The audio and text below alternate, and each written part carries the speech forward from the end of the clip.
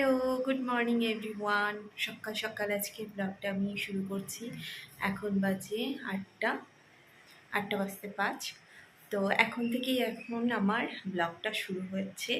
তো চলো আজকে দেখতে থাকো। ঘুম থেকে উঠে গেছি আজকে ৭টার সময় উঠে গেছি।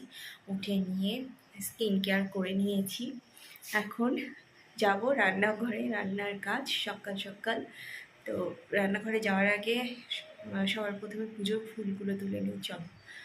আর এই যে এখানে মাম্মা বসে আছে। মাম্মা এখানে এখনও রেডি হয়নি, ওর স্কুলের টাইম ৯টার সময় বাস আসবে।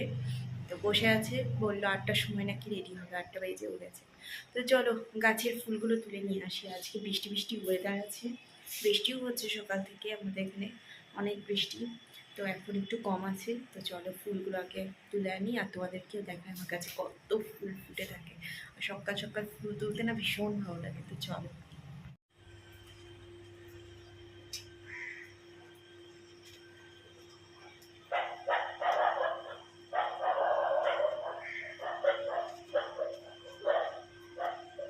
বৃষ্টি হচ্ছে এখন, ভালো বৃষ্টি হচ্ছে, ঝিরিঝিরি বৃষ্টি।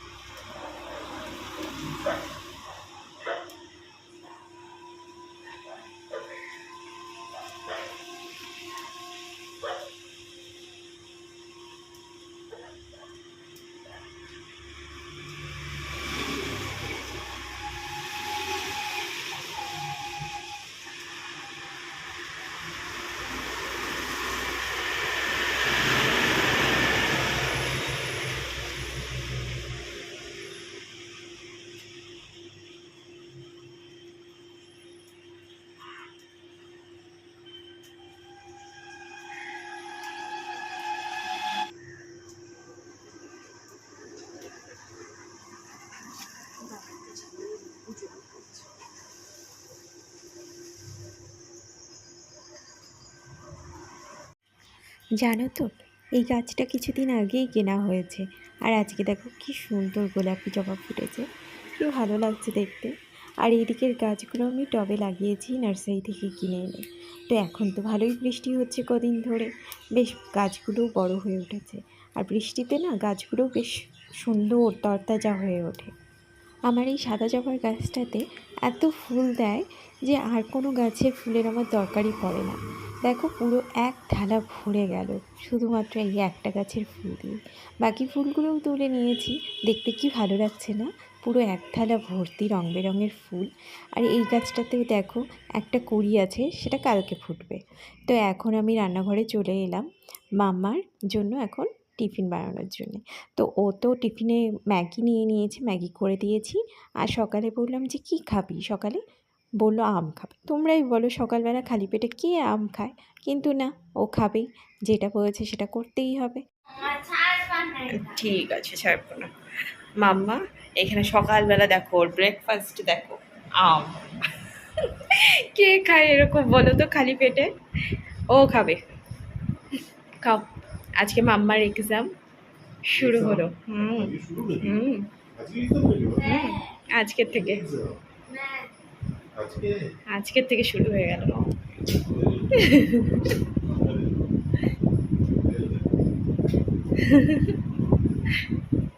কেমন মিষ্টি আম? ঠিক আছে, ছাড়বো না, ঠিক আছে। তো এখানে 2 পিস ইলিশ মাছ আছে, সকালের মাম্মার জন্য আর ওর পাপার জন্যে করা হবে ঝোল। আর আমার জন্য ভাজা করব। আমার ঝোলের মাছের থেকে, ইলিশ মাছের থেকে আমার ভাজাটাই বেশি পছন্দ। তো এই দুটা ওদের জন্য করে দিই দুপুরের। ইলিশ মাছটা বেশ ভালোই ছিল, কালকে রবিবার ছিল, তো কালকে তো আমাদের সারাদিন হয়েই গেছে ইলিশ খাওয়া। আর এই দুটা আজকের জন্য, ব্যাস তাহলে শেষ।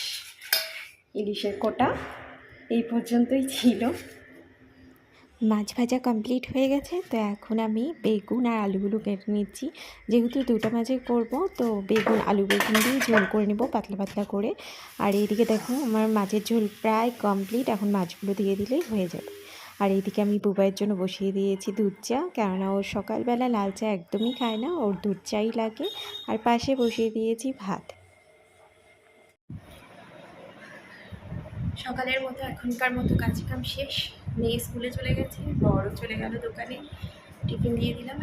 আর এখন বাজে 10টা বাজে। তা এখন হচ্ছে আমার সকালের ব্রেকফাস্ট। এই যে আমার সকালের ব্রেকফাস্ট আমি খাচ্ছি। এই যে আমার ব্রেকফাস্টে আছে এখানে 4টে বিস্কুট আছে, আর এই দেখো লাল চা ভর্তি কাপ। এই হচ্ছে আমার সকালের ব্রেকফাস্ট। সকালে চাটা খেয়ে নিয়ে চলে এলাম এখন নিজের ঘর গোছানোর জন্য। আর এইদিকে জানালাগুলো আমি খুলে নিচ্ছি। এটা হচ্ছে আমাদের ঘরের পেছনটায় অনেক জঙ্গল ছিল, জানো, পেছনে আমাদের ঘরের পেছনটায় প্রচুর জায়গাও আছে। আর আগেকার দিনের বাড়ি তো সামনের দিকে জায়গা নেই, কিন্তু পিছন দিকটা বহু জায়গা। আর এইদিকে পুরো জঙ্গল হয়েছিল, 2 দিন আগেই পরিষ্কার করানো হয়েছে জন্যেই জানালাগুলো খুলতে পারছি। আর দেখো জানালায় কিন্তু নেটও লাগানো আছে সেফটির জন্য, কেননা বলা যায় না, পোকামাকড়ের ভয় লাগে। তো এদিকে জালটা দেওয়াতে বেশ ভালোই হয়েছে, জানালাটা খোলা যায়, নিশ্চিন্তে থাকাও যায়। আর এই যে দেখো আমার বিছানার পরিষ্কার টরিষ্কার করে নিয়ে আজকে নতুন বেডশিট পাচ্ছি। এখন গরমের দিন তো 2 দিন পর পরই আমি নতুন বেডশিট চেঞ্জ করি আর কি। বর আর মেয়ে দুজনাই চলে যাওয়ার পরে পুরো বাড়িতে আমি একাই, ফাঁকা বাড়ি, মানে কী করবো, সারাদিন পুরো ফাঁকা, কোনো কাজও নেই। সকালে যা একটু 2জন মানুষের রান্না করা হয়, আর তারপরে আর কোনো কাজই থাকে না, এই ঘর গোছানো টুকটাক কাজ। তো এগুলোই তোমাদের সাথে শেয়ার করছি, আমার সংসারে সেরকম কোনো কাজই নেই। আর এইটুকুনি আর কি, ঘর গোছানো, এগুলোই ডেলি লাইফস্টাইলে তোমাদের সাথে শেয়ার করা। তো কার কেমন লাগছে অবশ্যই কমেন্টে জানিও, যতটা পারবো শেয়ার করব। আর দেখো এই যে বিছানা গোছানো কমপ্লিট হয়ে গেল। আর আমার খাটটা কিন্তু, এই যে খাটের যে ডিজাইনটা দেখছো, এটা কিন্তু আমার শ্বশুরমশাই বিয়ের সময় বানিয়ে দিয়েছিল, মানে নিজেই পছন্দ করে দিয়েছে। এটা কিন্তু আমার বাবার বাড়ি থেকে দেওয়া না, এটা আমার শ্বশুরমশাই পছন্দ করে নিজেই কিনে এনেছিল তার ছোট ছেলের বিয়ের জন্যে। তো এই খাটটা আমার ভীষণ পছন্দের খাট। আর এই খাটে জানো তো, মানে যেটাই বেডশিট আমি পাতি না কেন, বেশ সুন্দর লাগে, খাটের ডিজাইনটা আমার ভীষণ পছন্দের। আমার ঘরবাড়ি সেরকম কিছু নোংরা হয় না, রেগুলার যেগুলো আর কি টুকিটাকি করা সেগুলোই করতে হয়। কেননা দেখো, যাদের ঘরে ছোট বাচ্চা আছে তাদের ঘর একটু বেশি নোংরা হয়, সেটা স্বাভাবিক। এখন আমার মাম্মামও বড় হয়ে গেছে, এখন সেই রকম কিছু নোংরা করেও না। আর আমার এগুলো মানে ঘর গোছানো সেই রকম কোনো চাপ হয়ও না, রেগুলার হালকা পাতলা আর কি ঘর গোছানোর কাজ। এখন ঘরটা ঝাড় দিয়ে নিচ্ছি, ঘরটা ঝাড় দেওয়ার পরেই নিয়ে যাবো স্নানে। আর কিছু আমার দুপুরের কাজ নেই, স্নান করে তারপর পুজো করা। আর আজকে আমার ঘর ঝাড় দিতে হচ্ছে, কাজের দিদি আজকে আসেনি, ছুটি নিয়েছে, যার জন্য আজকে ঘর ঝাড় দিতে হচ্ছে। এই বছর জামাই ষষ্ঠীতে জানো বাড়িতেও যেতে পারিনি, মা বাবা অনেকবার ফোন করে বলেছিল আসার কথা, কিন্তু হয়নি, কেননা মাম্মামের পরীক্ষা ছিল, যার জন্য আমরা যেতে পারিনি। তো এই বছর আমার বরকে আমি নিজের হাতেই রান্না করে সব সাজিয়ে গুছিয়ে খেতে দিয়েছি। জামাই ষষ্ঠীর স্বপ্নটা ওর আজকে, মানে এইবারেরটা পূরণ করে দিলাম আমি। ইউটিউব চ্যানেলটাতে রেগুলার ভিডিও না ছাড়াতে রিচ ডাউন হয়ে গেছে, তো এখন ভিডিও ছাড়লে সেরকম কোনো ভিউজ হয়ই না। কিন্তু ইদানিং আবার শর্টসগুলো ছাড়ছি, শর্টস হোক বা এখন লং ভিডিও হোক, ছাড়বো। নয়তো কী বলতো, এত কষ্ট করে একটা চ্যানেল দাঁড় করানো, তারপর রিচ ডাউন হয়ে গেলে ভীষণ মনটা খারাপ হয়ে যায়। আর এই যে দেখো আমার ঠাকুর ঘর পুরোপুরি সাজিয়ে দিয়েছি, কি ভালো লাগছে দেখতে। এখন ঘরে বসে কমেডি ভিডিওগুলো শ্যুট করলাম। আর আমার ঘরের অবস্থা দেখো, এই দেখো সব লাইট, এই যে শাড়ি, এখানে আছে 3টা শাড়ি আছে, এখানে সব এলোমেলো হয়ে এখানে পড়ে আছে। ওদিকে হচ্ছে ঝাড়ু, সব কিছু সরঞ্জাম এদিকে ছড়ানো ছেটানো। তো এগুলো এখন আমাকে গুছিয়ে পরিষ্কার করতে হবে।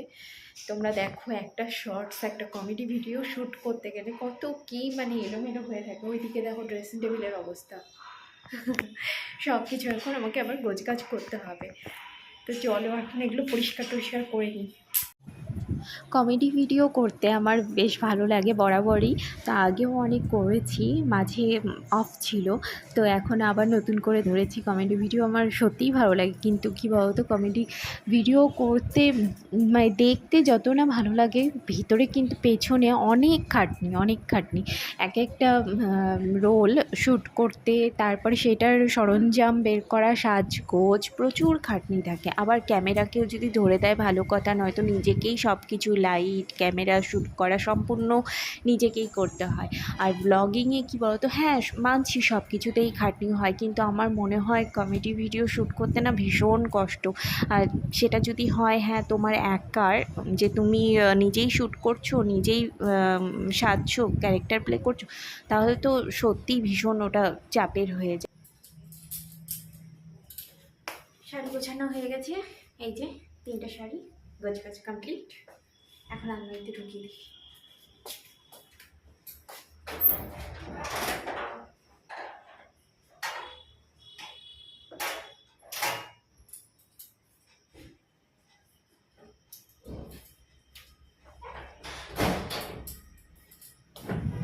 আমার সব কিছু মোটামুটি গোছগাছ হয়েও গেল। আর এখন চলো তাহলে, ভিডিওটা এই পর্যন্তই ছিল। এখন বাই বাই বলার পালা। কেমন লাগলো অবশ্যই কমেন্টে জানিও। আজকে